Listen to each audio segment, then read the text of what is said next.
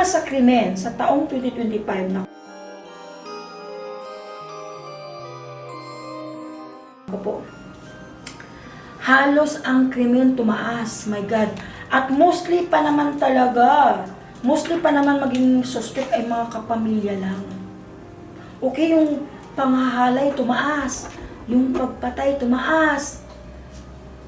Wala na pinipili yung krimen. Ni politiko, ni doktor, ni normal na tao, karamihan pa naman tumaas ang bilang ng panghahalay sa taong 2025. Maraming krimen pong nangyari sa taong 2025. So, hindi maganda po ang kalabasan ng aking prediction kasi ang aking vision kasi puro krimen ang nakita ko. Pagkatapos, basta huwag niyo pagkatiwala yung mga anak niyo. Pag nagbago ang behavior, yung behave ng anak niyo, dapat niyo kausapin na mabuti ha.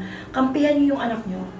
Ha? Kampihan niyo yung anak niyo. Kasi karamihan pa naman sa mga naging suspect ay mahal sa buhay at mahal natin. Tapos, advice ko naman doon sa may mga bahay kasi maraming niluluban sa taong 2025. Mag-alaga kayo ng aso sa kapusa.